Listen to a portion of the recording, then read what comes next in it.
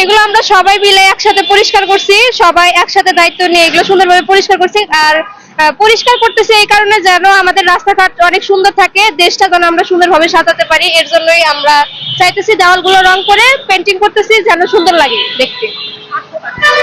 আমাদের কোনো স্বার্থ নাই এখানে, আমাদের স্বার্থ আমরা যেন আমাদের দেশটা সুন্দরভাবে সাজাতে পারি, এখানে আমাদের কোনো স্বার্থ নেই।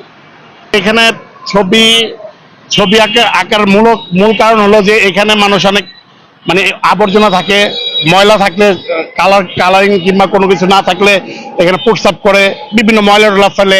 তো একটা জিনিস সাধারণ মানুষের আসলে কি যখন দেখবে যে একটা জিনিস সৌন্দর্য রং করা আর্ট করা দেখতে সুন্দর, তো সবারই একটু মনে হবে যে না আসলে এখানে প্রস্রাব করাটা ঠিক না, তারপর ময়লা ফেলানো ঠিক না। কারণ এখানে আমাদের এই যে ছোট মেয়েরা আছে, বাচ্চারা আছে, তারপর ছেলেরা আছে, ওরা আসলে এত কষ্ট করতেছে এই জায়গাটা পরিষ্কার করে ছবি আঁকার জন্য, ছবি মানে জায়গাটা সুন্দর করার জন্য করতেছে, এত কষ্ট করতেছে। তো আসলেই সবারই তখন চাইবে যে না আসলে জায়গাটা পরিষ্কার রাখি, এর জন্যই মূলত আসলে করা। আর দেখতে সুন্দর লাগবে, যাতায়াতের সময় মানুষ দেখবে যে না আসলে ওভারব্রিজের নিচগুলো আসলে সুন্দর এবং মনোপ্রত। এই আর আমাদের সাথে এগুলো স্পন্সর করেছে, তারা অর্থের বিনিময়ে বিভিন্ন দ্রব্য দিয়ে তুলি রং দিয়ে সাহায্য করছে। আর আমরা আমাদের দেশকে ফুটিয়ে তোলার জন্য এবং এই কোনাবাড়ির সৌন্দর্য বৃদ্ধি করার জন্য আমরা এই রঙের কাজটা করছি। আসলে আমরা দেশটাকে সুন্দর করে সাজিয়ে তুলতে চাচ্ছি। এই ফ্লাইওভার নিচে এরকম ময়লা এগুলো যেগুলো ছিল আমরা পরিষ্কার করছি। এখানে অনেক ধরনের বাজে বা উল্টাপাল্টা পোস্টার যেগুলো থাকে এগুলো সরে আমরা মানে সুন্দর করতে চাচ্ছি আর কি, জিনিসটা সুন্দর করে দেশটাকে সাজিয়ে তোলার মতো এতটুকু চেষ্টা আমাদের। এতদিন আমরা ট্রাফিকের কাজ করেছি, এখন বর্তমানে ট্রাফিকের যে পুলিশগুলো আছে তারা চলে এসেছে, এখন আমরা চেষ্টা করছি আমাদের যে পিলারগুলো আছে এগুলোকে রঙিন করতে।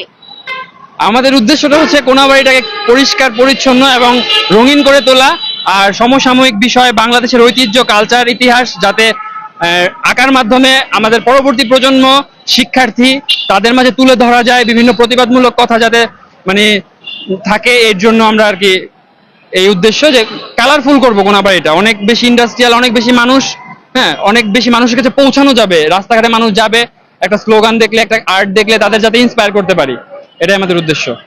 বর্তমানে আমরা যে গাড়িগুলো আসছে বা বাইকাররা আসছে তাদের আমরা পেপার চেক করছি, আর যারা এই রিক্সার লেনগুলো আমরা আলাদা করে দিচ্ছি, ওই পাশ করে দিচ্ছি এক সাইড, আর যে বড় গাড়িগুলো ছিল তারা এক সাইডে আসছে। আর এদিকে আমাদের আর কি ওই পেন্টিং এর কাজ সব চলতেছে। আর মূলত আর কি জ্যাম নিরসনে আমরা কোনাবাড়িতে কাজ করে যাচ্ছি যাতে কোনাবাড়িটা সুন্দর হয়। বাংলাদেশে গত 5 তারিখে সরকার পতনের পর যে একটা বিশৃঙ্খলার সৃষ্টি হয়েছিল, সেই বিশৃঙ্খলা থেকে আমাদের এই ছাত্ররাই কিন্তু এখন মহাসড়কে কাজ করে যাচ্ছে। আমি দেখতে পেয়েছি যে যেহেতু আমাদের পুলিশেরা কর্মবিরতিতে ছিল, যার কারণে মহাসড়কে কিন্তু যানজটের সৃষ্টি হয়।